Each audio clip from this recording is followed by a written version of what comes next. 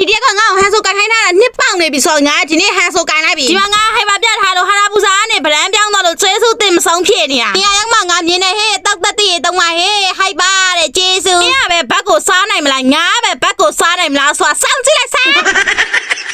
ငါဒီမှာတစ်ချမ်းနောက်တစ်ချမ်းနောက်တစ်ချမ်းနောက်တစ်ချမ်းနောက်တစ်ချမ်းဝီးအဲ့ရဘကငါလူစားခဲ့ပါဟဲ့ဒါပေမဲ့ငါမရခဲ့ဘူးကျေးဇူးကဲစပြီးတော့တရားထိုင်မယ်တရားထိုင်ပြီးတော့ငါကိုတော့ကြွမယ်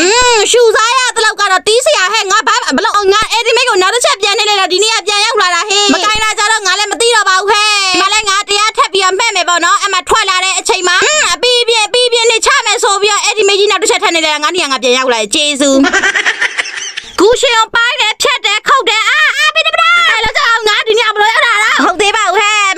မဟုတ်သေးပါဘူးငါ10မိနစ်ပြည့်တဲ့ဒီဘဲဥမကွဲသေးလို့စိတ်ညစ်နေတယ်နောက်ဆုံးတော့ငါဘဲဥကွဲသွားပြီငါ့ကိုဘယ်သူမှဘာမပြောလို့မရတော့ငါလည်းဝင်းထွက်ကြည့်ပါဟဲ့ဝင်းပြီးဒီမှာငါစမ်းပေးမဲ့သူတွေကြီးပဲဘာမှကိုလုံးချိန်မရှိဘူးဝင်းနဲ့ကလည်းပြောမနေတယ်သူကသူမားတယ်ဆိုပြီးဘာကောင်းကြီးထင်နေလဲမသိဘူးစကလေးကကျူးကြောတာအမနာတန်ကိုကျူးကြောတာကြားတဲ့ဟိုက်ပါကိုင်းပါလဲဆိုမှနောက်တဲ့ဟိုက်ပါပါတော့ငါတို့ကအိုက်တဲ့ထွက်တဲ့တလောက်ကိုမထွက်ဘူးကဲဒီမှာနင်တို့ကန်ဆယ်ချင်တဲ့ဟီရိုကြီးကိုဟန်ဆိုကြီးကိုကင်ကြရတာငါမရှုံးသွားပြီမဟုတ်လေရှုံးမပါရေးငါတို့ကရှုံးကနေနေသားကြနေပြီ